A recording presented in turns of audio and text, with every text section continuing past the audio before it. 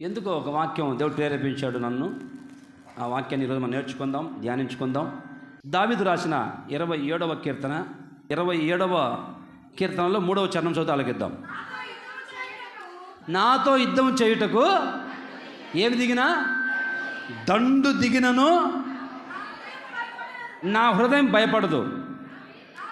నా మీదికి యుద్ధము రేగినను దీనిలో నేను ధైర్యము విడవకొందును. చాలు. దావీదు జీవితంలో ఎన్నో పోరాటాలు వచ్చాయి, ఎన్నో యుద్ధాలు వచ్చాయి, ఎన్నో శ్రమలు వచ్చాయి. దావీదుకి ఎన్నో అపాయాలు వచ్చాయి, ఎన్నో నిందలు వచ్చాయి, ఎన్నో కన్నీళ్ళు వచ్చాయి. వాటి మధ్యలో దావీదు అంటున్న మాట ఈ మాట: నేనైతే ధైర్యం విడిచిపెట్టను. దైవ స్తోత్రం కలుగును గాక. నేను ధైర్యంతోనే ముందుకెళ్తాను అని కరాఖండిగా చెప్తున్నాడండి. ఇక్కడ చేరి వచ్చిన మనందరి జీవితాల్లో, మన జీవితంలో కూడా ఎన్నో కుటుంబాలలో కన్నీళ్ళు, శ్రమలు, నిందలు, కష్టాలు, ఇరుకులు, ఇబ్బందులు, శ్రమలు పట్టి పీడిస్తూ ఉంటాయి. అప్పుడు మనము ఈ మాట చెప్పగలుగుతామా? దావీదు చెప్తున్నాడు, నేను ధైర్యంగా ఉంటాను. ఎంతమంది వచ్చినా, దండు దిగినా యుద్ధానికి నా మీదికి నేను భయపడను, ధైర్యంగా ఉంటా. మరి నువ్వు చెప్పగలవా? నీతిమంతుడు సింహం వలె ధైర్యంగా ఉంటాడని బైబిల్లో ఉంది. కొన్నిసార్లు మనం చెప్తుంటాం, ఒక సమస్య వచ్చి, ఒక బాధ వచ్చేసి, ఏదైనా వాళ్ళ సమస్యల్లో ఉండి మన దగ్గర చెప్పుకుంటే అప్పుడు మనం అంటాము, ఏం కాదమ్మా, ధైర్యంగా ఉండో. ధైర్యం గురించి బ్రహ్మాండంగా చెప్తాం, ధైర్యంగా ఉండో అని కొన్ని పాటలు పాడతాం. నీవేనా ధైర్యము, నీ కృపయే ఆధారము. ధైర్యం గురించి పాటలు పాడతాం, ధైర్యం ఉండమని వాళ్ళకి చెప్తాం, ధైర్యం గురించి ప్రసంగాలు చేస్తాం మేము సేవకులుగా. అదే సమస్య మన వరకు వస్తే, అదే కష్టం మనకు వచ్చినప్పుడు అప్పుడు తెలుస్తుంది. అప్పుడు మాత్రం ధైర్యం కోల్పోయి గలిబిలైపోతాం. పరిశుద్ధ గ్రంథం బైబిల్లో ఇశ్రాయేలు ప్రజలకు ఎన్నో కష్టాలు వచ్చాయి ఉన్నారండి. యోబుకి ఎన్నో శ్రమలు వచ్చాయి చూసాం. దానియేలుకి వచ్చినన్ని కష్టాలు, నష్టాలు ఎన్ని. వాళ్ళందరూ చరిత్ర పుటల్లోకి ఎక్కి ఉన్నారు. ఇన్ని వచ్చినా వాళ్ళు ధైర్యంగా నిలబడ్డారు. దావీదు అంటాడు, నేను ధైర్యంగా ఉంటాను, దండు దిగినను నేను భయపడను. ఎంతమంది వచ్చితే, ఒక్కడొస్తే నీ మీదికి, ఒక్కడొచ్చి ఏమంటే వెనకాల ఫాలో అయ్యాడు అనుకో, బిత్తర చూపులు చూసుకుంటా, ఏమవుతాడో మీద వస్తున్నాడు, ఆయన ఫాలో అవుతున్నాడు బాబు అని బెదిరిపోతామే. ఒక్కడొస్తే, దండు వచ్చినా కానీ నేను ధైర్యంగా ఉంటా, భయపడను అని దావీదు నొక్కి ఒక్కని చెప్తున్నాడు. ఈరోజు ఎలాంటి దండు మన మీదకి వస్తుందో కొన్ని మాటలు చెప్తాను. నీ మీదకి వస్తున్న దండుల్ని నా దేవుడు ఏం చేస్తాడో ఈరోజు చెప్తాను. అది హల్లెలూయా, ప్రైజ్ ది లార్డ్. ఎలాంటి దండు వస్తుంది మన మీదకి, ఆ దండుని ప్రభు ఏం చేస్తారు మన దేవుడు, మనం ఆరాధిస్తున్న దేవుడు అని క్షుణ్ణంగా బైబిల్లో చాలా ఉన్నాయి, కొన్ని చెప్తాను. ఇశ్రాయేలు ప్రజలు ఐగుప్తు దేశంలో బానిసలుగా ఉన్నారు. బానిసలుగా ఉన్నప్పుడు దేవుడు గొర్రెపిల్ల రక్తం చేత, గొర్రెపిల్లని వధించి దాని రక్తం తీసుకొని మీ గుమ్మాలకు పోసుకోండి, మీకు విడుదల కలుగుతుంది అని చెప్తే, ఇశ్రాయేలు ప్రజలు గొర్రెపిల్ల రక్తం వాళ్ళ గుమ్మాలకు పోసుకున్న తర్వాత దేవుడు విడిపించాడు. ఇక అందరూ లక్షల మంది ఇశ్రాయేలు ప్రజలు బయలుదేరి ఐగుప్తు వదిలిపెట్టి వెళ్ళిపోతూ, అమ్మయ్య బతికిపోయాం, చాలు బతికి బట్ట కట్టాం. ఇంతవరకు మనం బానిసలుగా ఉన్నాం, చెరలో ఉన్నాం, కోడాలతో కొట్టారు మనల్ని, ఇబ్బంది పెట్టారు, ఇటుకలు చేయించారు, మట్టిని తొక్కించారు, ఎన్ని కష్టాలు, ఎన్ని కన్నీళ్ళు, ఎన్ని ఇరుకులు, ఎన్ని ఇబ్బందులు. ఇంకా ఇంతటితో అయిపోయింది మన బతుకు, చాలు హ్యాపీగా ఉన్నాం, ఇంక వెళ్ళిపోదాం అని చెప్పేసి ఆ బానిస బతుకుల్లో నుంచి, ఆ కఠోరమైన బంధకాల నుంచి విడుదల పొందిన ఇశ్రాయేలు ప్రజలు సంతోషంగా, ఆనందంగా ఐగుప్తు వదిలిపెట్టి బయలుదేరి వెళ్ళిపోతున్నారండి. సంతోషంగా, ఆనందంగా పాటలు పాడుకుంటూ, ఇదిగో మన దేవుడు మన ప్రార్థన ఆలకించాడు, మన దేవుడు మన మొర్ర విన్నాడు, మన కన్నీళ్ళు చూశాడు. ఈ బానిస బతుకుల్లో, బంధకాల మధ్యలో ఇరుక్కుపోయి దెబ్బలు తింటూ, తిండి తిప్పలేక ఇరుకు ఇళ్ళల్లో ఉండి ఉన్న మన బతుకుల్ని ప్రభు జ్ఞాపకం చేసుకుని విడిపించాడు అని బయటపడిన ఇశ్రాయేలు ప్రజలు ఐగుప్తు నుంచి బయలుదేరి సంతోషంగా పాటలు పాడుకుంటూ వెళ్తున్నారండి. వెళుతూ ఉంటే ఎదురుగా ఎర్ర సముద్రం అడ్డం వచ్చింది. అక్కడికి వచ్చేసరికి సంతోషం అంతా వాళ్ళకి ఆవిరైపోయింది. సంతోషం ఆవిరైపోయి ఇక ఏం చేయాలి అర్థం కావట్లా. అంతవరకు పాటలు పాడారు ఆనందంతో, ఆనంద యాత్ర, ఇది ఆత్మీయ యాత్ర అని పాటలు పాడిన వాళ్ళు ఆనందము, సంతోషం అన్నీ ఆవిరైపోయాయి. చూస్తే ఎర్ర సముద్రం ఎదురుగా ఉంది. ఇప్పుడు మళ్ళీ కేకలేశారు, ఏమయ్యా మోషే, దేవుడు విడిపిస్తాడు, మాకు మంచి దేశం ఇస్తామని చెప్తే మేము ఆశపడి వస్తే ఇప్పుడు చూస్తే ఎర్ర సముద్రం అడ్డం వచ్చింది. ఇక్కడ చచ్చిపోతే సమాధులు కూడా లేవు, స్థలం కూడా లేదు పూడ్చడానికి. ఇప్పుడు మా పరిస్థితి ఏమిటి, మా బతుకేమిటి? ఇప్పుడు ఇందాక మాట్లాడిన మాట వేరు. గత కొంచెం సమయం వెనక్కి వెళ్తే వాళ్ళ మాటలు అద్భుతంగా, అబ్బా దేవుడు విడిపించాడు, మా ప్రార్థన ఆలకించాడు, మా కన్నీరు చూచాడు, మా బానిస బతుకుల నుంచి విడుదల కలిగించాడు, స్తోత్రమయ్యా అని పాటలు పాడి ఉద్యోగంగా వచ్చిన వాళ్ళు సముద్రం చూసేసరికి వెంటనే మాటలు మారిపోయాయి. మాటలు మార్పు వచ్చింది. మనం కూడా అప్పుడప్పుడు కొన్నిసార్లు అబ్బో ఎంత ప్రేమగా మాట్లాడతాం, ఆప్యాయత ఒలకపోస్తాం, ప్రేమ ఒలికిపోతుంది. కొంతమంది మాట్లాడుతుంటే ఎంత ప్రేమ విన్నారండి. కష్టం వచ్చింది అనుకో, మనకు కూడా అంతే. ఇస్రాయేల్ ప్రజలు ఎట్లనో, ఇస్రాయేల్ ప్రజలు ఎంతనో మనం అంతే. కష్టం వచ్చి, సమస్య వస్తే, నష్టం వస్తే, ఇరుకు వస్తే, ఇబ్బంది వస్తే, ఇంట్లో వాళ్ళు సస్తే మాటలు మారుతాయి. ఏం దేవుడు ఇంత యథార్థంగా భక్తి చేస్తుంటే, ఇంత కరెక్ట్గా భక్తి చేస్తుంటే దేవుడికి న్యాయం ఉందా? అసలు దేవుడికి నా మీద నన్ను జ్ఞాపకం చేసుకున్నాడా? అసలు దేవుడికి న్యాయమే లేదు. ఇంత యథార్థంగా ఉన్నా, ఇంత కరెక్ట్గా భక్తి చేశా అని నాకెందుకు జరిగింది? ఎట్లా నా కొంప మీదకి ఎందుకు వచ్చింది ఈ పరిస్థితి? నాకెందుకు వచ్చింది అవమానం అని మన గనక ఎర్ర సముద్రం అడ్డం వచ్చినా, సమస్య వచ్చినా, బంధకాలు ఎదురైనా మాటలు మారిపోతాయి. ఎవరికైనా మాటలు మారిపోతాయండి. మాటలు మారిపోయి కేకలేస్తూ వాళ్ళు మేము చంపడానికి తీసుకొచ్చావా, ఇక సస్తే సమాధులు లేవు కదా మోషే అని కేకలేస్తూ ఉంటే దేవుడు చూశాడు, మోషే నీ కర్ర చాపు అన్నాడు. నీ స్తోత్రం కలుగును గాక. నీ కర్ర చాపు సముద్రం పాయలవుతుంది, దారిస్తుంది, ఆరిన నేల మీద ఈ ప్రజలు నడిచి వెళ్ళిపోతారు అని చెప్పేసి చెప్తూ ఉన్నాడు దేవుడు. ఈ లోపల వీళ్ళు మాట్లాడుతూ వెనక్కి తిరిగి చూస్తే వెనకాల ఐగుప్తు సైన్యం వస్తూ ఉంది. గొర్రెపిల్ల రక్తం ద్వారా విమోచించబడి బయలుదేరి వస్తున్నారు వీళ్ళు, ఇశ్రాయేలు ప్రజలు.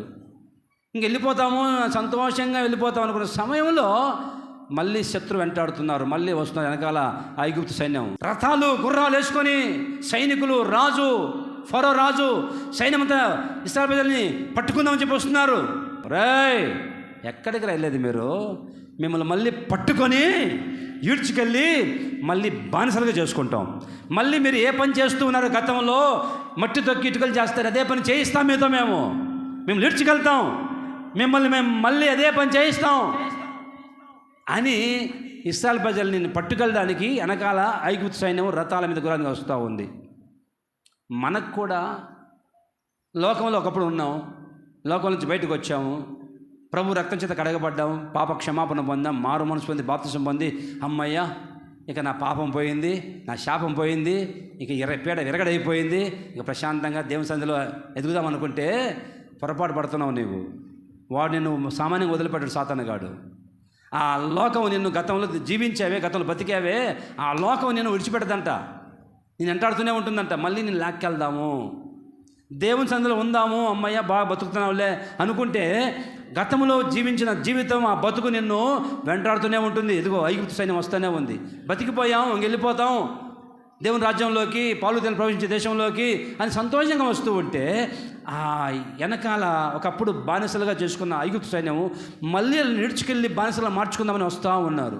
చూసేసరికి ఇంకా కేకలు ఎక్కువ చేస్తున్నారు. ఇక వెంటనే మోషే కర్ర చాపాడు సముద్రం వైపు. ఇదంతా బాగా తెలిసిన చరిత్రే, కానీ మళ్ళీ ఒకసారి జ్ఞాపకం చేసుకుంటే ఏం చేస్తాడో దేవుడు మనకు గొప్ప కార్యం చూస్తాం మనం. నేను స్తోత్రం కలుగును గాక. కర్ర చాపితే సముద్రం విడిపోయింది, రెండుగా చీలిపోయింది, దారిచ్చింది. ఇశ్రాయేలు ప్రజలు నడుచుకుంటూ వెళ్తున్నారా, వెనక్కి తిరిగి చూస్తే వాడు శత్రువు ఐగుప్తు సైన్యము రథాలతో గుర్రాలతో వస్తున్నారు. వీళ్ళు మామూలు నడుస్తూ వెళ్తున్నారు, వాళ్ళేమో స్పీడ్గా వస్తున్నారు. వాళ్ళు బిగ్గరకి కేకలేసి, అయ్యా వాళ్ళు వచ్చేసారయ్యా, మేము ఎంతసేపు నడుస్తాము, మమ్మల్ని లాక్కెళ్ళిపోతారు అని కేకలేస్తుంటే దేవాది దేవుడు దిగి వచ్చాడు. స్తోత్రం కలుగును గాక.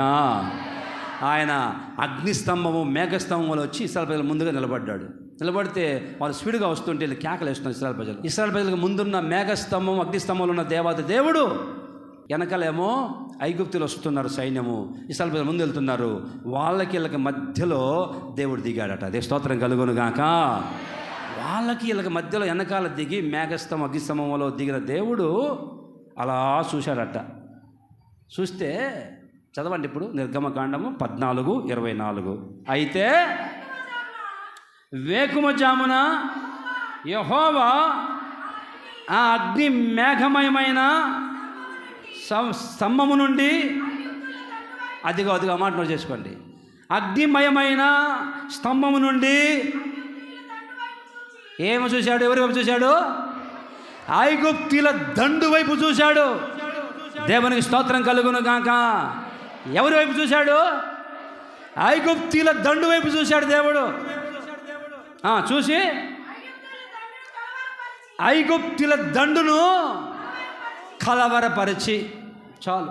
ఇప్పుడు ఇశ్రాయేలు ప్రజల మీదకి ఐగుప్తు దండు వస్తూ ఉంది. దండు ముందు వెళ్తున్న దేవుడు వెనక్కి వచ్చాడు. వెనక్కి వచ్చి చూస్తే వస్తూ ఉంది దండు. అబ్బో, రథాలు గుర్రాలు వేగంతో వస్తున్నారు. వీళ్ళేమో నడుచుకుంటూ వెళ్తున్నారు మెల్లమెల్లగా, పిల్లల్ని ముసలాళ్ళని తీసుకొని. వాళ్ళేమో ఏమో స్పీడ్గా వస్తున్నారు. దేవుడు చూశాడట దండును. చూసి ఏం చేశాడట?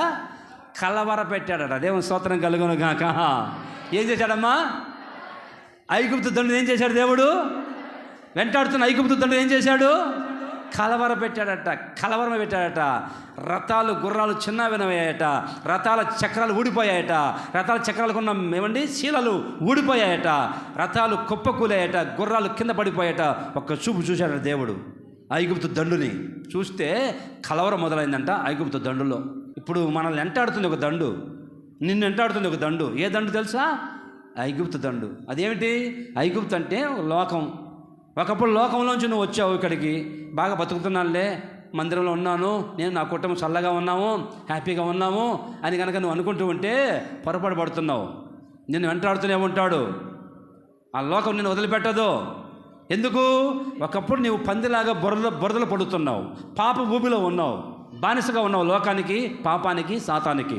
నువ్వు లోకంలో ఉన్నప్పుడు నేను బలవంతంగా తాగిచ్చాడు, బలవంతంగా నిన్ను పనికిమాలిన పనులు చేయించాడు, అబద్ధం వద్దనుకున్న అబద్ధం మాట్లాడిచ్చాడు, అన్యాయం చేయించాడు, అక్రమాలు చేయించాడు, కొంపలు కూల్చాడు. నీ ద్వారా ఇన్ని కార్యక్రమాలు చేసిన ఆ దండు వెంటాడుతూనే ఉంటుంది. మళ్ళీ నిన్ను నిడుచుకెళ్ళి బానిసగా మార్చాలని వాడి ప్లాన్. నిన్ను మళ్ళీ తీసుకొని వెళ్ళి ఆ లోకపు అలవాట్లు తీసుకెళ్ళాలని వాడి ప్లాను. ప్రభు రక్తం చేత కడగబడ్డాను, ఇక మంచి పరిశుద్ధ సంఘంలో ఉన్నాను, చక్కటి సహవాసం ఉన్నాను, నాకు తిరుగులేదు అనుకోవద్దు వెంటాడతాడట. కానీ నా దేవుడట ఈరోజు చెప్తున్నాడు, నా యేసయ్య అలా చూస్తాడు ఆ దండు వైపు. నిన్ను వెంటాడుతున్న దండు నీడ్చుకెళ్ళాలని, బానిసగా మార్చాలని చూస్తున్న దండును చూశాడట నా ప్రభు కలవరపరచబోతూ ఉన్నాడు. ఆ దండుని కక్కావికలం చేయబోతూ ఉన్నాడు. నువ్వు అనుకోవచ్చు, ఏమన్నా అవుతుందేమో, నాకేం జరుగుతుందేమో, మళ్ళీ ఏమన్నా నన్ను లాక్కెళ్తాయేమో సాతాను, ఒకప్పుడు నేను లోకంలో నుండి వచ్చాను, ఇప్పుడు నెమ్మదిగా బతుకుతున్నాను, ఒకవేళ మళ్ళీ సాతాను ఏమైనా ఇడ్చుకెళ్తాడేమో, మళ్ళీ ఆ శక్తులను ఏమైనా ఆవరిస్తాయేమో అని భయపడుతూ ఉంటే భక్తుడు దావీదు అంటాడు, నా మీదకి దండు వచ్చినా నేను భయపడను, ధైర్యంగా ఉంటాను. ఈ రోజు నుంచి నా ప్రభు చెప్తున్నాడు, నీ మీదకి దండు వచ్చినా భయపడొద్దు. ఎందుకు తెలుసా? నా యేసయ్య ఆ బానిసలుగా మార్చాలనుకునే ఐగుప్తు దండుని కలవరపరచును గాక, వారిని కకావికలం చేయను గాక, తొత్తు నిలగా చేయను గాక, ఆ దండును సమూలంగా నా ప్రభు అణిచివేయను గాక. ఆమేన్. ఈరోజు ధైర్యంగా వెళ్ళండి, ధైర్యంగా వెళ్ళండి ఈరోజు నుంచి. ఎందుకు తెలుసా? నా యేసయ్య నీ మీదకి వస్తున్న దండుని చూస్తాడు, ఒక చూపు చూస్తాడు, ఆ దండులో కలవరం పుట్టిస్తాడు.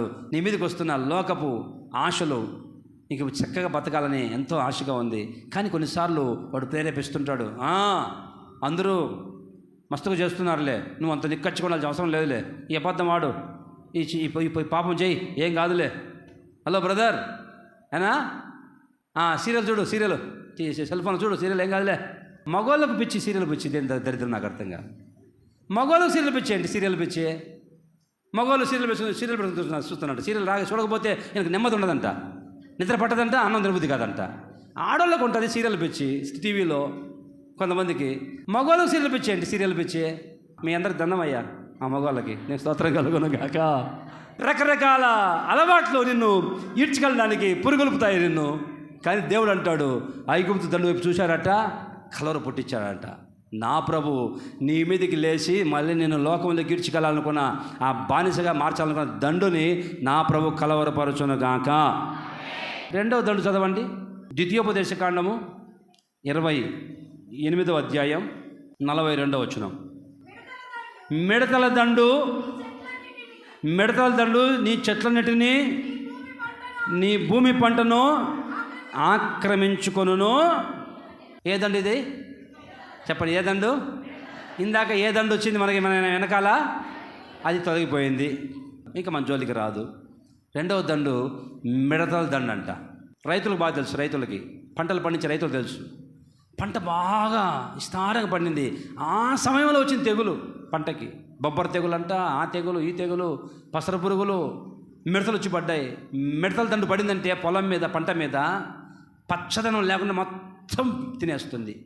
కొన్ని పసర పురుగులు పడ్డాయంటే పంట మీద బాగా చేతికొచ్చిన పంట మొత్తం పీల్చి పడేస్తాయి పురుగులు. ఆ దండు ఈ దండు.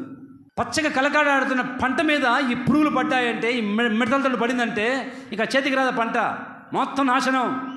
ఆ తెగులు పడిందంటే, ఆ చీడ ఆ తెగులు వచ్చిందంటే మొత్తం పంట అంతా నాశనం అయిపోయింది, ఇంకేమీ లేదు, మిగలదు, నాశనం అయిపోతుంది. రైతు లబోదిబోమని మొత్తుకుంటాడు, నెత్తిన కొట్టేసుకుంటాడు. అయ్యా ఈ సంవత్సరం పంట బాగా పండుతుంది అనుకుని చేతికి వచ్చిందని సంతోషించాను అయ్యా, చివరిలో వచ్చి పడింది అయ్యా మిడతల దండు, పసర పురుగులయ్యా, దోంపోటయ్యా, చీడయ్యా, పీడయ్యా, ఆ పంట మొత్తం నాశనం అయిపోయింది. ఈరోజు పంట మీద ఎలా పురుగులు పడి మిడతల దండు పడి నాశనం చేస్తాయి పంటని, నీ కుటుంబం మీద పచ్చగా కలకలలాడుతున్న నీ కుటుంబం మీద కొన్ని పురుగులు వచ్చి పడతాయి, మిడతలు వచ్చి పడతాయి.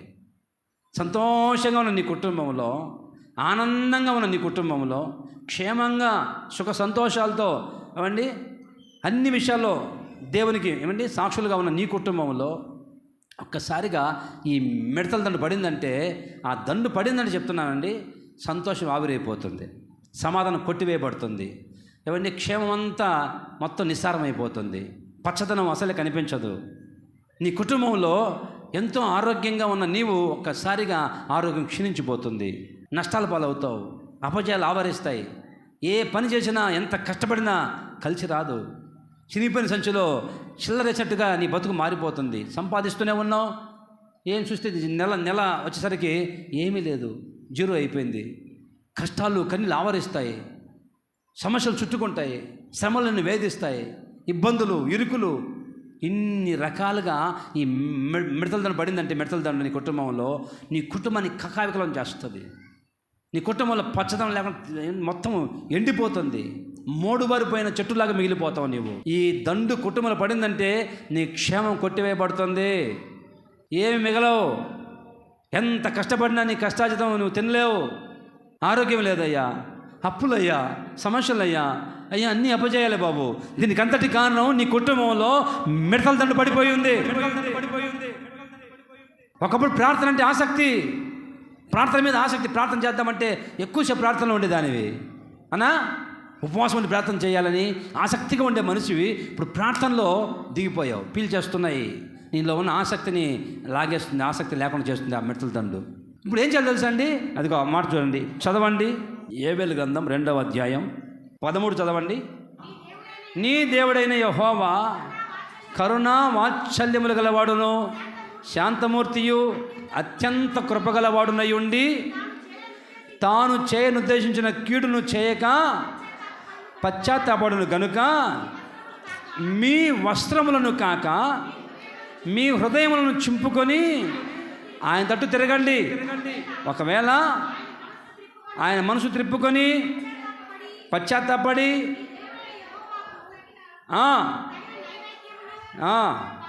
పానార్పణమును మీకు దేవుని అనుగ్రహించును. ఎవడు చెప్పగలడు? దేవ స్తోత్రం కలుగును గాక. నీ కుటుంబంలో మిడతల దండు పడి పీల్చేస్తున్నాయి, పచ్చదనం పోయింది, ఆస్తి పోయింది, అంతస్తు పోయింది, ఆరోగ్యం క్షీణించిపోయింది, కుటుంబంలో సమాధానం నెమ్మది అన్నీ కరువు అయిపోయాయి. ఇప్పుడు నువ్వు చేయవలసింది ఏం తెలుసా అండి? ఒక్కసారి నీ వస్త్రాలను కాకుండా హృదయాన్ని చించుకొని ఆయన వైపు తిరిగి, అయ్యా నా కుటుంబ పరిస్థితి బాగాలేదయ్యా, నా స్థితి బాగా దిగజారిపోయిందయ్యా, నష్టాల పాలై ఉన్నాను, కన్నీళ్ళ మధ్యలో ఉన్నాను, రోగాలు పట్టి పీడిస్తున్నాయి, సంపాదన అంతా ఎట్టుపోతుంది అర్థం కావట్లేదు, ఆవిరైపోతుందయ్యా, చూస్తే ఏం మిగలట్లేదయ్యా, నా పరిస్థితి దారుణంగా ఉందని ఆయన వైపు తిరిగి నీదేదైనా లోపం ఉంటే ఒప్పుకొని ఆయన తట్టు తిరిగితేనంట హృదయం చించుకొని నా ప్రభు మళ్ళీ నీకట. చదవండి కింద యోవేలు గ్రంథము 2వ అధ్యాయము 24-20 చదవండి. కొట్లు ధాన్యంతో నిన్నును, కొత్త ద్రాక్షారసమును, కొత్త తైలమును, గానుగలకు పైగా పొర్లి పారును. మీరు కడుపారా తిని తృప్తి పొంది మీ కొరకు వింత కార్యములను జరిగించిన మీ దేవుని యెహోవా నామమును స్తుతించున్నట్లు నేను పంపిన మిడుతలను, గొంగలి పురుగులను, పసరు పురుగులను, చీడ పురుగులను అను నా మహాసైన్యము తినివేసిన సంవత్సరముల పంటను మీకు మరలా ఇవ్వబోతూ ఉన్నాను. గట్టిగా హల్లెలూయా, ఆమేన్. పోయిన పంటంతా నా ప్రభు మరలా నీకు తిరిగిచ్చునుగాక. ఎంతమందికి ఆశగా ఉంది? ఆశగా ఉన్న వాళ్ళంతా బిగ్గరగా ఆమేన్ చెప్తారా? ఆమేన్. నా ప్రభు చెప్తున్నాడు, ఇదిగో హృదయాన్ని చించుకోండి, నా వైపు తిరగండి, ప్రార్థన చేయండి. ఒక పక్క ప్రార్థన, ఒక పక్క స్తుతి. రోజు లేచి పొద్దున లేచి హృదయాన్ని చించుకొని స్తోత్రం చెప్పండి, స్తోత్రం చెప్పండి, ప్రార్థన చేయండి. పోయిన పంట, పోయిన ఆరోగ్యం, పోయిన ప్రార్థనా జీవితం, నీ జీవితంలో ఏం కోల్పోయి ఉన్నావో అన్నీ నా ప్రభు సమస్తం మరలా నీకు దయచేయనుగాక. మిడతలు తినేసిన పంటను మళ్ళీ నా ప్రభు నీకు ఇచ్చునుగాక. ఆమేన్. ఎట్లా అవుతుందయ్యా? పోయింది కదా, వస్తుందా? నువ్వు శుతిస్తూ ఉండు. ఆ మోడు బారిపోయిన ఆ మొక్కలు మళ్ళీ చిగురు పెడతాయి. ఆమేన్. పసర పురుగులు తినేసిన ఆ మొక్కలు గట్ట స్తోత్రం చెప్తుంటే, నువ్వు స్తుతించడం మానకుండా స్తోత్రం చెప్తుంటే అవి మళ్ళీ చిగురిస్తాయంట, మళ్ళీ పంట మొదలవుతుందంట. విస్తారంగా ప్రభు దీవించును గాక. ఆమేన్. మోడు బారిన జీవితాలను చిగురింపజేయగలవు నీవో. మోడు బారిన జీవితాలను చిగురింపజేయగలవు నీవో. మారానుభవం మధురముగా మార్చగలవు నీవో. మారానుభవం మధురముగా మార్చగలవు నీవో. మహోన్నతుడా నీ కృపలోనే నివసించుటా నా జీవిత ధన్యతయున్నది. మోడు బారిన జీవితాలను చిగురింపజేయగలవు నీవో. మోడు బారిన జీవితాలను చిగురింపజేయగలవు నీవో.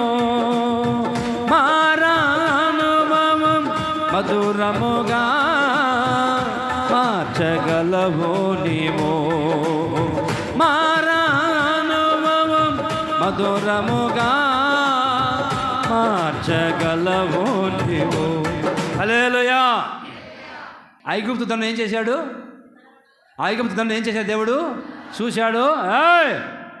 నా ప్రజల్ని మళ్ళీ లోకంలోకి ఇడ్చుకెళ్తావా రే అని చెప్పి గద్దించి కలవరపెట్టాడా? ఇప్పుడు నువ్వు కనుక హృదయాన్ని చించుకొని ప్రార్థన చేసి స్తుతిస్తూ ఉంటే నా ప్రభు నీ కుటుంబం మీద పడిన మిడతల దండుని ఏం చేస్తాడు తెలుసండి? ఏం చేస్తాడు? మలాకి గ్రంథము 3:11 చదవండి. మీ పంటను తినివేయు పురుగులను నేను గద్దించదను. దేవుని స్తోత్రం కలుగును గాక. ఆమేన్. మీ కుటుంబంలో వచ్చే రాబడి, జీతము అన్నీ ఆవిరైపోతున్నాయి, ఆరోగ్యం క్షీణించిపోయింది. మిమ్మల్ని పాడు చేస్తున్న, మీ పంటను తినివేస్తున్న పురుగులు ఏం చేస్తారంట? నా ప్రభువు గద్దించునుగాక. నా ప్రజల ఇళ్లలోకి జొరబడి నాశనం చేస్తారా మీరు? మిడతల్లారా, పసర పురుగుల్లారా, చెడ పురుగుల్లారా, నా ప్రజలు కష్టపడి సంపాదించుకుంటే మీరు దోసుకెళ్ళిపోతారా? మీరు తినేవేస్తారా? ఆరోగ్యం క్షీణించిపోతుంది, శక్తులు పట్టి పీడిస్తున్నాయి. ఈరోజు నా ప్రభు ఆ శక్తుల్ని, పురుగుల్ని, మిడతల్ని గద్దించునుగాక. నీ కుటుంబంలో క్రియ చేస్తున్న ఆ దండుని గద్దించునుగాక. నీ కుటుంబంలో ఇక మీద సమాధానం కలిగి ఉందువు గాక, క్షేమాన్ని మళ్ళీ చూచుదువు గాక, ఆరోగ్యం కలుగును గాక, మునుపటి ప్రార్థన జీవితం ప్రభు మళ్ళీ దయచేయును గాక, పోగొట్టుకున్న నీ ఆస్తి అంతా నా ప్రభు మరలా ఇచ్చును గాక. మరొక దండు చూడండి, మరొక దండు న్యాయాధిపతుల గ్రంథం 7వ అధ్యాయము 8-9 వచనాలు చూస్తే అలగిద్దాం.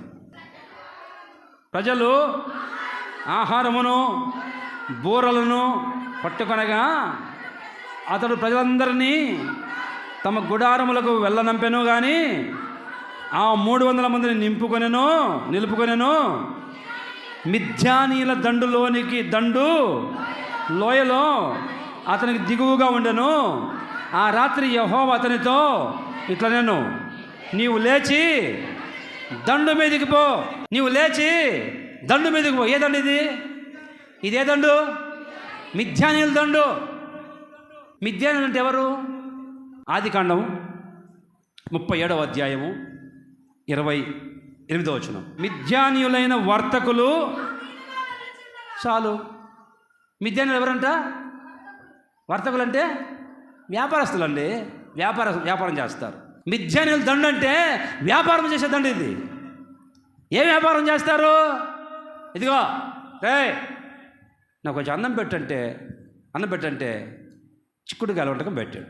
చిక్కుడుగాయలు ఎర్రగా వండి చిక్కుడుగాయలు, ఇదిగో నీ జ్యేష్ఠత నాకు ఇస్తే చిక్కుడుగాయలు ఇస్తా. బిజినెస్ ఇది నువ్వు అది ఇచ్చావంటే నీకు ఇది ఇస్తా. వ్యాపారంలోకి రాగుతాడు వాడు, వ్యాపారం చేయిస్తాడు మనతో. బిలాము, ఎక్కడికి వెళ్తున్నావు?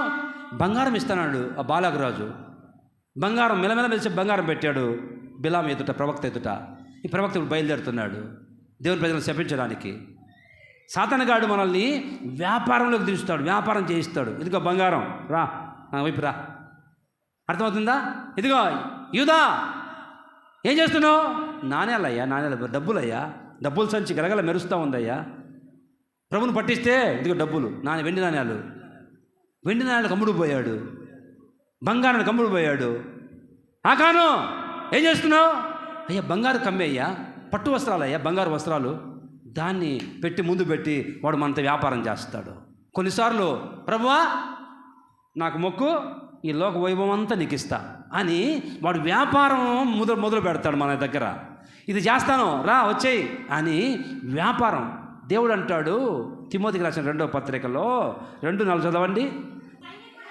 సైనికుడు ఎవడను యుద్ధమునకు పోవునప్పుడు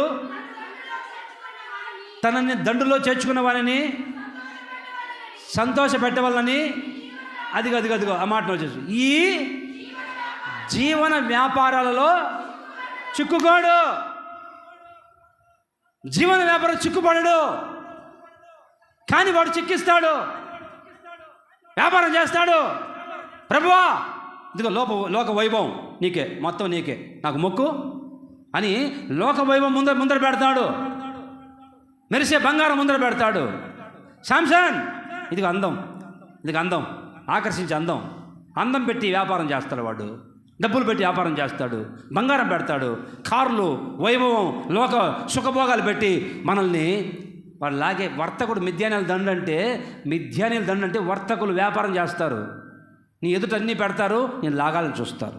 వేటగాడు ఎవరిని గింజలు చల్లి పిట్టల్ని పక్షుల్ని ఆకర్షించినట్టుగా వాడు డబ్బు పెడతాడు, లోక వైభవం పెడతాడు, సుఖభోగాలు పెడతాడు, అందం పెడతాడు, ఆకర్షిస్తాడు.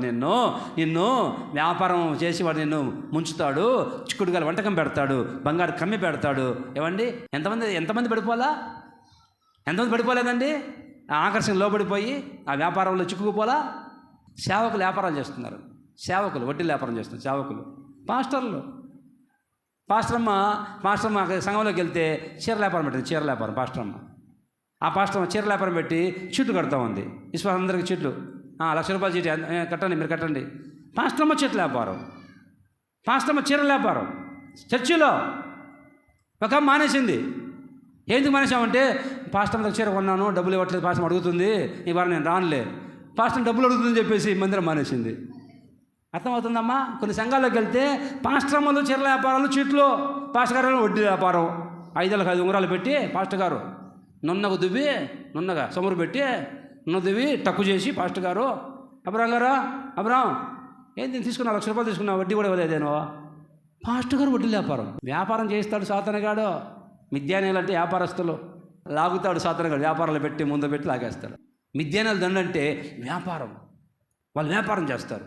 దేవుడు చెప్తున్నాడు, రే గిద్యోను వెళ్ళు వెళ్ళు, వెంటనే బాగా ఆలకించండి. ఈ గిద్యోను వెళ్ళమని చెప్పాడు దేవుడు. వెళ్తా ఉన్నాడు. వెళ్ళేసరికి మిద్యానీయుల దండు ఉంది. మిద్యానీయుల దండు విస్తారమైన ప్రజలు మిద్యానీయుల దండు. ఆ మిద్యానీయుల దండు మీదకి వెళ్తే 13 చదవండి. 13 వచనం, న్యాయాధిపతులు 7:13. గిద్యోను వచ్చినప్పుడు ఒకడు తాను కనిన కలను తన చెలికానికి వివరించుచూ ఉండెను. ఎట్లనగా, నేను ఒక కల కంటిని, అదేమనగా యవల రొట్టె ఒకటి మిద్యానీయుల దండులోనికి దొర్లి ఒక గుడారమునకు వచ్చి దాన్ని పడగొట్టి తల క్రిందు చేసెను. దేవ స్తోత్రం కలుగును గాక. Praise the lord. ఈ గిద్యోను వెళ్ళాడండి. వెళ్ళేసరికి దేవుడు వెళ్ళమన్నాడు, ఆ దండులోకి వెళ్ళు అన్నాడు దేవుడు. వెళ్ళాడు. వెళ్తే మిద్యానీయుల దండు, విస్తారమైన దండు, సైన్యం ఉంది. ఆ గుడారంలో వాళ్ళు మాట్లాడుకుంటున్నారు ఇద్దరు. అరే నాకు కళ వచ్చిందిరా. ఏ కలరా? ఒక యవల రొట్టె. బాగా వినండి, యవల రొట్టె అంటే, యవల రొట్టె ఇజ్రాయెల్ దేశంలో ఉంటుంది, ఇక్కడ ఉండదు. రింగ్ బాల్ ఎంతమంది చూసారు? రింగ్ బాల్ స్కూల్లో రింగ్ బాల్ రౌండ్గా ఉంటుంది, ఇంత రౌండ్గా రింగ్ బాల్ అట్లా ఉంటాయి యవల రొట్టెలు అంటే ఇజ్రాయెల్ దేశంలో. అది ఇట్లా పట్టుకుంటే అది రబ్బర్లాగా సాగుతుంది, ఇంత సాగుతుంది. ఇజ్రాయెల్ దేశంలో ఎప్పుడు చెప్పారు మాకు గైడు, ఆ ఎరికోలో, ఈ చాలా ఇంపార్టెంట్ ఈ ప్రాంతంలోని.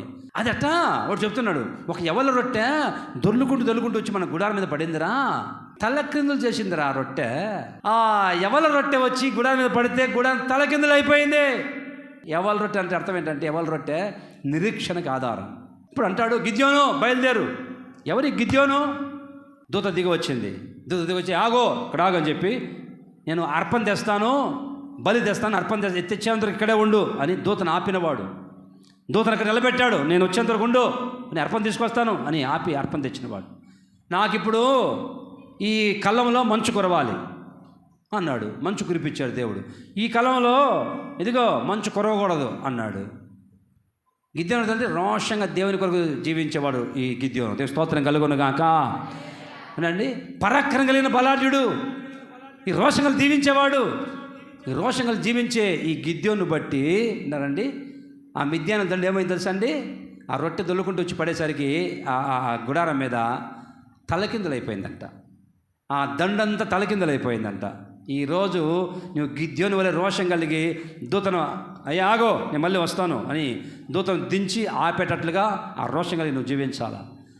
మంచు కురిపించయ్యా, ఇక్కడ ఈ కళ్ళంలో గొర్రెపొచ్చు తడవకూడదు, మంచు కురిస్తే ఇది తడవాలి, ఇప్పుడు మంచు కురవకుండా ఇది తడవకూడదు అని దేవుని దగ్గర రోషం కలిగి పోరాడే గిద్యోనులాగా ఉన్నప్పుడు ఆ దండును నా ప్రభు తలకిందు చేయనుగాక, దండును తలకిందు చేయనుగాక. ఏ దండు? ఆ దండు నీతో వ్యాపారం చేసేదండండి. నిన్ను లాగే ఏమండి లోకాశలు పెట్టి మిలమిల మెరిచి బంగారం పెట్టి లోకంలోకి మళ్ళీ ఆ దండు లాగేస్తుంది, వ్యాపారం చేస్తుంది, నిన్ను పడగొడుతుంది. రోషంగా నువ్వు గిద్యోనులాగా పోరాడే వ్యక్తిగా ఉన్నప్పుడు నా ప్రభు అంటాడు, ఆ మిద్యాను సైన్యము అది మొత్తం శ్వాస అయిపోతుంది. అవి ఏమంటారంటే తలకిందులైపోవును గాక, తలకిందులైపోవును గాక. ఇంకొక దండు సమూయేలు మొదటి గ్రంథం 14వ అధ్యాయం 6వ వచనం చదవండి. యోనాతాను చూడండి, సున్నతి లేని వారి దండు కాపురల మీదకి పోదాము రండి, యెహోవా మన కార్యం సాగించునేమో. అట్లాగే 11 చదువు, 11 వచ్చిన అక్కడే 11. వీరిద్దరు తమ్మును తాము ఫిలిష్తీయుల దండు కాపురులకు ఆగపరుచుకొనిరి. 4వ దండు ఫిలిష్తీయుల దండు. ఇది మహా డేంజరు. ఈ ఫిలిష్తీయుల దండు మామూలు దండు కాదు, చాలా భయంకరమైన దండు ఈ దండు. వీళ్ళెవరు తెలుసండి? శరీరానుసారులు. మళ్ళీ చదవండి, 17వ అధ్యాయం చదవండి. సమూయేలు మొదటి గ్రంథం 17వ అధ్యాయము 3 చదవండి, 26 చదవండి. ఫిలిష్తీయులు ఆ తట్టు పర్వతం మీదను ఇశ్రాయేలు ఈ తట్టు పర్వతం మీదను నిలిచి ఉండగా ఉభయుల మధ్య ఒక లోయ ఉండను. గాతు వాడైన గొల్యాతు అను సూర్యుడొకడు ఫిలిష్తీయుల దండులో నుండి బయలుదేరుతూ ఉన్నాడు. 26 వచనం చదువు. దావీదు జీవము గల దేవుని సైన్యమును తిరస్కరించుటకు సున్నతి లేని ఈ ఫిలిష్తీయుడు చాలు. మనం ఎవరము? జీవం కలిగిన దేవుని సైన్యము. మనము దేవుని ప్రజలము. వాడెవడు? ఆ ఫిలిష్తీయుల దండెవరు? సున్నతి లేని వాడు. అంటే వాడు ఇంకా దేవుని నమ్మని వాడు, అంటే శరీరానుసారులు, లోకస్తులు. మనం సున్నతి పొందాము, మారు మనసు పొంది బాప్తిసం పొంది దేవుని ప్రజలుగా మనం మార్చబడ్డాము. వాడు సున్నతి లేదు వాడికి, అంటే వాడు శరీరానుసారుడు, లోకానుసారుడు. ఈ ఫిలిష్తీయుల దండులోకి సౌలు కొడుకు యోనాతాను అంటాడు, నేను వెళ్తున్నా ఆ దండులోకి, ఆ దండు మీదకి వెళ్తున్నాను అంటాడు యోనాతాను. మనల్ని కనపరుచుకుందాం రండి ఆ ఫిలిష్తీయుల దండుకి అని చెప్పి యోనాతాను బయలుదేరాడు. ఇక్కడ దావీదు బయలుదేరాడు ఆ సున్నతి లేని ఫిలిష్తీయుల మీదకి, గొల్లియాతు మీదకి. వీళ్ళెవరు తెలుసండి? వీళ్ళెవరంటే మహాభయంకర క్రూరమైన వ్యక్తులు. వీళ్ళ లక్షణాల గురించి చెప్తాను. ఫిలిష్తీయుల యొక్క లక్షణాలు బహు జాగ్రత్తగా ఆలకించాలి ఈరోజు. ఈ ఫిలిష్తీయుల దండు యొక్క లక్షణాలు మనం కొన్ని నేర్చుకుందాం. చదవండి ఆదికాండము 26, 14, 15 వచనాలు. అతనికి గొడ్లాస్తియు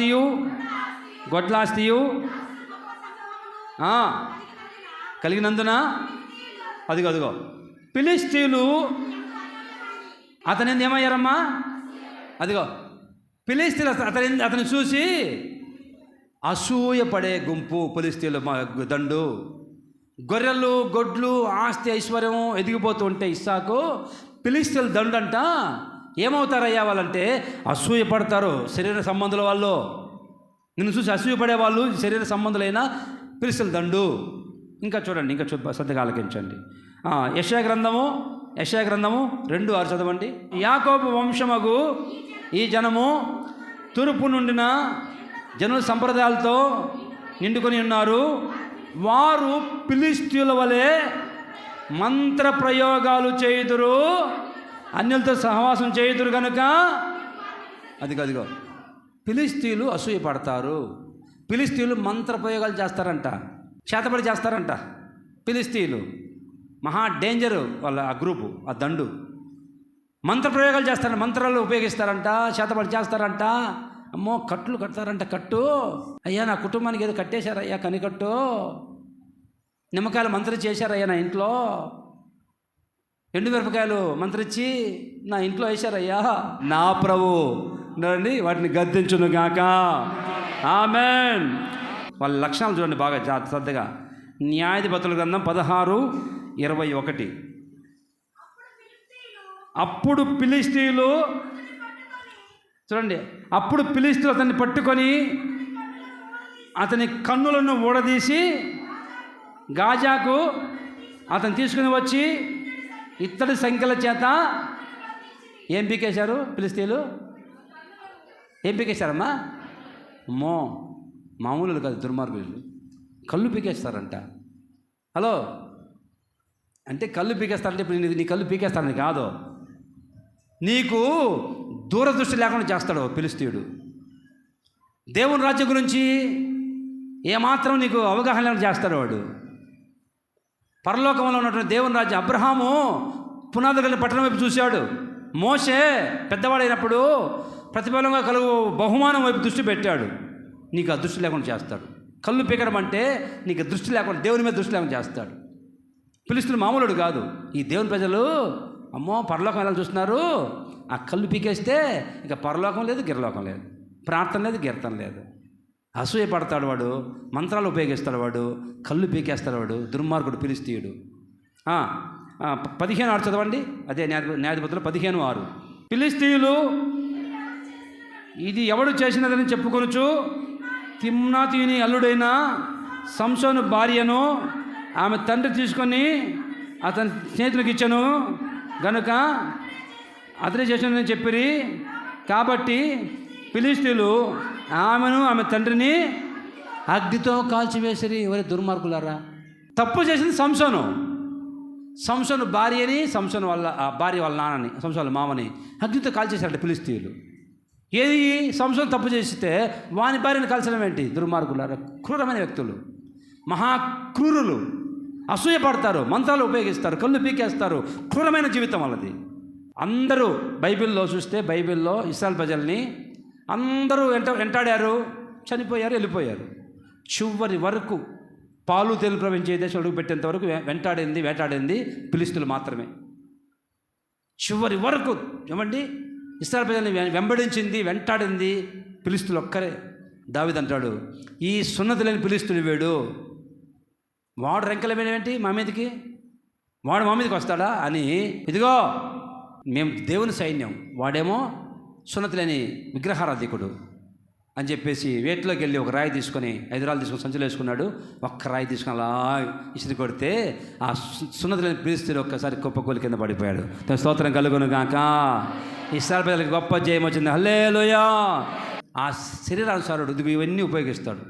శరీర సంబంధమైన ఫిలిష్తీయుడు అసూయపడతాడు, మంత్రాలు ఉపయోగిస్తాడు, కళ్ళు పీకేసి దేవుని మీద దృష్టి లేకుండా చేస్తాడు, ఎంత క్రూరమైన పని చేస్తాడు. ఇటువంటి శరీర సంబంధమైన ఆ సున్నతిని ఫిలిష్తీయుని నా ప్రభు ఒక్క రాయితో దావీదు కొడితే కుప్పకూలి కింద పడిపోయాడు. దండు మొత్తం పారిపోయింది. స్తోత్రం కలుగును గాక. ఇప్పుడు చెప్పండి, 1 ఏ దండు, 2, 3 మిథ్యానీయుల దండు, 4 ఫిలిష్తీయుల దండు. భక్తుడు దావీదు అంటాడు, దండు నా మీద దిగి వచ్చినా నేను భయపడను. ఎందుకు తెలుసా? ఇంకొక మాట చదివి ముగించుకోండి. సమూయేలు మొదటి గ్రంథం 4:6. ఫిలిష్తీయులు ఆ కేకలు విని అదిగో హెబ్రీల దండులో ఈ గొప్ప కేకల ధ్వని ఏమని అడిగి యెహోవా నిబంధన మందసము దండులోనికి వచ్చినని తెలుసుకున్నారు. చాలు. ఆ పక్కన ఇశ్రాయేలు ప్రజలు హెబ్రీల దండులో కేకలేస్తున్నారు. హోసన్నా జయం, హోసన్నా జయం కేకలేస్తుంటే ఫిలిష్తీయులు అదిరిపోయారు, బెదిరిపోయి. ఏమైందిరా? హెబ్రీల దండులో కేకలు వినిపిస్తున్నాయి. ఏంటి అయ్యా? ఆ దండులోకి వాళ్ళ దేవుని మందసం వచ్చిందయ్యా అని చెప్పారు.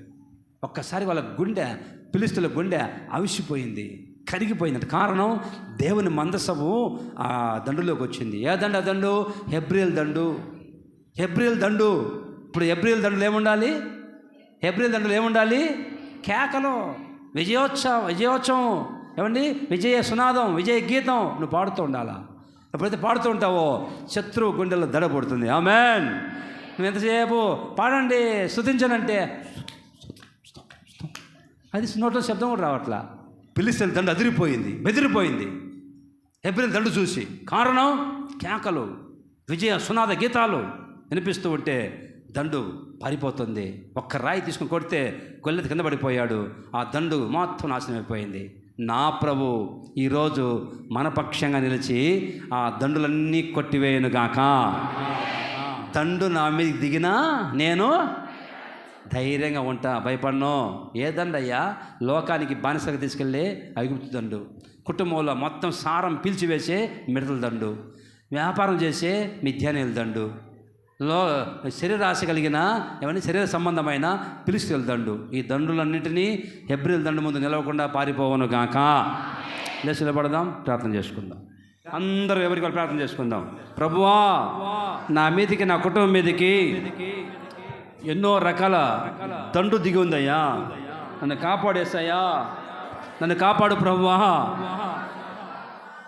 నా ప్రభు దిగుతున్నాడు నీ పక్షంగా. నీ మీదికి లేచిన దండును పారిపోవడానికి, నీ మీదికి లేచిన దండును చెదరగొట్టడానికి, నీ మీదికి లేచిన దండును కలవరపరచడానికి నా ప్రభు దిగుతున్నాడు. నా యేసయ్య దిగి ఆ దండును తరిమైపోతున్నాడు. యేసయ్యా, పోయిన నీ పంట ఆనందం, పోయిన నీ సంతోషం తిరిగి వస్తుంది. మిడతల దండు తినివేసిన నీ కుటుంబ పరిస్థితి మళ్ళీ నా ప్రభు మార్చబోతూ ఉన్నాడు. ఐగుప్తు దండును కలవరపరుస్తాడు, మిడతల దండును గద్దిస్తాడు, మిథ్యానీయుల దండుని నా ప్రభువు తలకిందులు చేస్తాడు, ఫిలిష్తీయుల దండు పారిపెట్టలు చేస్తాడు. ప్రార్థన చేసుకో. ఏ దండు నిన్ను వెంటాడుతుంది ఈరోజు? ఏ దండు నిన్ను వెంటబడుతుంది? అది ఐగుప్తు దండ, మిడతల దండ, మిథ్యానీయుల దండ, ఫిలిష్తీయుల దండ? ఏది వెంటాడుతుంది? ప్రార్థన చేసుకో. ఈరోజు నా ప్రభు నీ కొరకు లేస్తున్నాడు పైకి. నా ప్రభు నీ కొరకు లేచి గద్దిస్తాడు, అణిచివేస్తాడు. ఆ దండుని దండుని నా దేవుడు ప్రభు గద్దించి దూరపరుస్తాడు. అందరూ ప్రార్థన చేసుకోవాలి. మహాగణుడ గొప్ప దేవ యేసయ్య మీకు స్తోత్రం తండ్రి. ఈరోజు మీరు మాట్లాడిన ప్రతి మాట కొరకు స్తోత్రాలు తండ్రి. ఈ నెల చివరి ఆదివారం మీరు మాట్లాడిన ప్రతి మాట కొరకు స్తోత్రాలు నాయన. ఇంకో తండ్రి, దండు నా మీదకి వచ్చి నేను భయపడని దావీదు చెప్తున్నట్టుగా మా మీదకి ఎన్నో రకాల దండు వస్తుంది నాయన. మమ్మల్ని వెంటాడుతుందయ్యా. మళ్ళీ లోకంలోకి బానిసలుగా లాక్కెళ్ళాలని ఐగుప్తు దండు వస్తుందయ్యా. మా కుటుంబంలో అన్నీ పాడు చేసే మిడతల దండు వచ్చిందయ్యా. మమ్మల్ని వ్యాపారం చేయమని మిథ్యాల దండు వెంటాడుతుంది నాయన. పిలుస్తున్న దండు అసూయపడుతుందయ్యా. అయ్యా మమ్మల్ని కాపాడండి అయ్యా. నా ప్రభు ఆ దండు తరివేయబోతున్నాడు, కొట్టివేయబోతున్నాడు. ఆ దండు పారిపోతుంది. నీ కుటుంబంలో ఏ దండు క్రియ చేయదిగా. ఒక్కొక్క బిడ్డను దీవించండి నాయన, ఆశీర్వదించి ఏ దండు తరుముతుందో ఆ దండును గద్దించండి. అణిచివేసిన బిడ్డలను కాపాడి కృపలో భద్రపరచమని యేసు నామములో అడుగుచున్నాము తండ్రి. ఆమేన్. మన తండ్రి అయిన దేవుని ప్రేమ, కుమారుని యేసు కృప, పరిశుద్ధాత్మ దేవుని సన్నిధి, సహవాసం ఇప్పుడు ఎల్లప్పుడూ సదాకాలం మనందరికి తోడుగా ఉండి ఆ దండును తరిమేసి మన ప్రజల్ని కాపాడును గాక. ఆమేన్. హల్లెలూయా, హల్లెలూయా, హల్లెలూయా.